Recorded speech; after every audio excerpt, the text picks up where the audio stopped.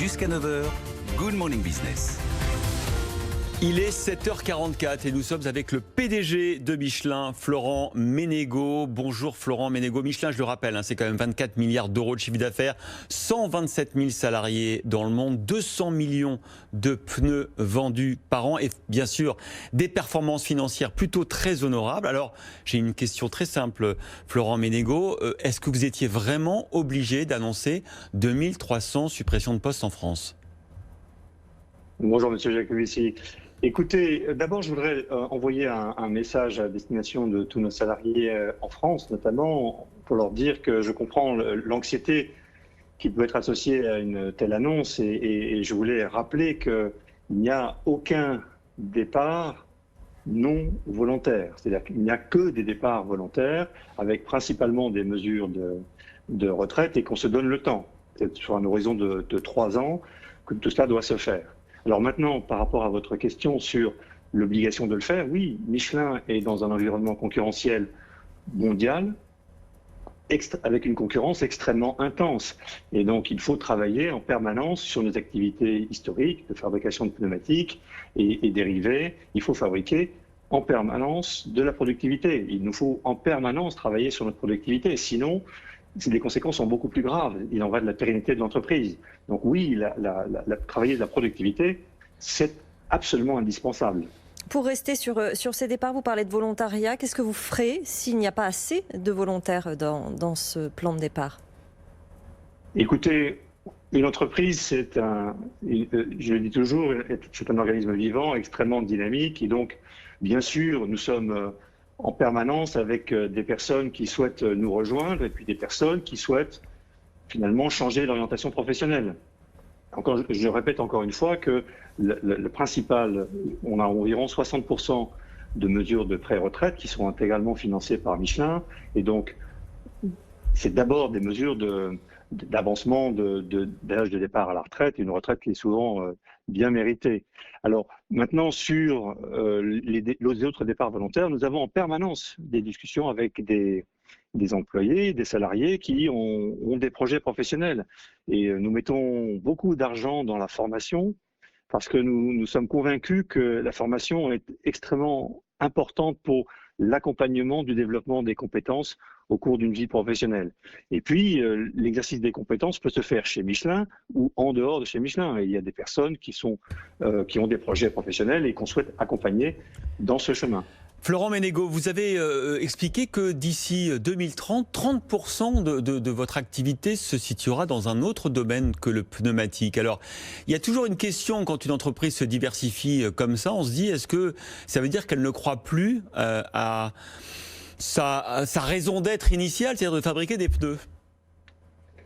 Alors, merci de me poser cette question parce que effectivement, comme je vous le disais, Michelin est une entreprise extrêmement dynamique qui est présente dans tous les pays du monde et qui n'est pas uniquement présente dans le secteur du pneumatique. Et vous parliez de notre raison d'être. Notre raison d'être n'est pas la fabrication de pneumatiques.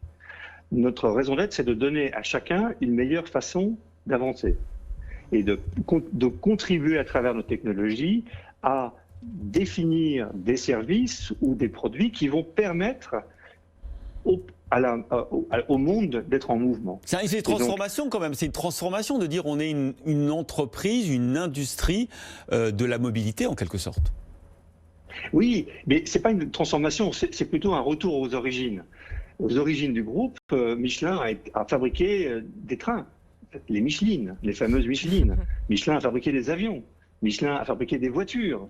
Citroën a fait partie de Michelin pendant de très nombreuses années. La 2 chevaux, la DS, tout ça, ce sont des choses qui ont été inventées par des ingénieurs qui étaient issus de chez Michelin. Donc, Michelin a dans son ADN de mettre au service ses savoir-faire, sa technologie pour développer une meilleure mobilité, plus accessible, meilleure pour tous. Mais vous verrez Michelin dans des domaines dans lesquels vous ne l'attendez pas. Alors c'est quoi? C'est l'hydrogène? Dans le domaine du médical, oui.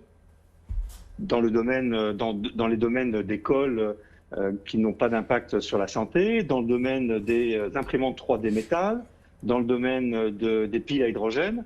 Donc Michelin est bien plus qu'un fabricant de pneumatiques, Et quel même que si soit- le pneumatique restera le cœur de notre activité. Et quelles que soient ces activités, justement, elles resteront produites sur le sol français? Bien sûr, je le dis toujours, euh, la première usine de fabrication de piles à hydrogène que nous allons construire avec Forestia dans notre joint venture Symbio, elle est basée dans la région lyonnaise. Nos imprimantes 3D métal, qui est une autre joint venture que nous avons avec une autre belle entreprise française qui s'appelle FIV, elle est basée à Clermont-Ferrand. Donc, bien sûr, quand on est sur des développements technologiques, il faut être proche de nos centres de recherche. Et je rappelle que le cœur de notre recherche mondiale est basé à Clermont-Ferrand, en France. Et donc, oui, bien sûr, nous croyons beaucoup à la France, et la France a énormément de devenir dans toutes les nouvelles technologies, dans tous les produits à forte valeur ajoutée. Et donc Michelin, bien sûr, continuera à investir et continue à investir en France. C'est votre conviction, malgré ce que vous voyez dans le monde. Vous avez 69 usines sur la planète. Vous voyez bien le dynamisme de l'Asie, le redémarrage incroyable de la Chine. On conserve encore en France une capacité industrielle?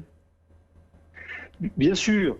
Vous savez, comme nous avons une vision mondiale du sujet, nous pouvons faire des comparaisons. La France a énormément d'atouts, des très belles infrastructures, un savoir-faire cumulé extraordinaire, des capacités de recherche très bien faites, des compétences disponibles de très bon niveau. Alors, ce qu'il faut maintenant, et c'est notre discours, c'est nos demandes vis-à-vis du monde politique et du monde tant au niveau de l'Europe que de la France, c'est de nous aider à avoir des règles du jeu équilibrées entre les différents pays du monde. Aujourd'hui, ce n'est pas complètement équilibré. Mais en dehors de ça, la France a énormément d'atouts. Donc, bien sûr, nous continuons à nous développer en Asie. La Chine est un pays qui a une croissance absolument remarquable, mais c'est aussi le cas en Thaïlande, au Vietnam, à Singapour, et puis en même temps dans les Amériques, entre le Brésil, le Mexique, les États-Unis, le Canada. Donc nous avons dans notre vision mondiale, la France a un rôle à jouer. Un dernier le mot. Seul pays. Ouais. Un dernier mot très rapide, parce que Benaouda Abdeldaïm est là. L'accord d'investissement entre la Chine et l'Europe qui a été signé, pour vous, c'est rassurant, c'est une opportunité pour votre expansion en Chine? Écoutez, chez Michelin, nous croyons beaucoup à l'interdépendance et le fait que nous opérons sur un marché mondial. Et donc, le multilatéralisme, le fait de coopérer entre nations, c'est ça le futur. Le repli sur soi, c'est catastrophique. Le monde a fait énormément de progrès depuis qu'il s'est ouvert.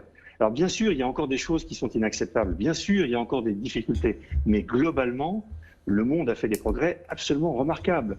Nous vivons à 7 milliards, beaucoup, beaucoup mieux qu'il y a 200 ans, où nous étions à 1 milliard. Donc, il faut croire en l'humanité, il faut croire dans la mondialisation, et il faut croire dans l'intelligence collective des États et des peuples. Et donc nous qui sommes dans quasiment tous les pays du monde, nous croyons beaucoup à ça. Donc moi, je me réjouis des accords qui sont passés entre la Chine, l'Europe, mais j'espère bien que la Chine et les États-Unis vont aussi passer des accords, et nous croyons beaucoup à une intelligence économique mondiale. Merci beaucoup Florent Ménégo, PDG de Michelin, d'avoir réservé ses commentaires sur votre plan de suppression de 2300 postes à Good Morning Business.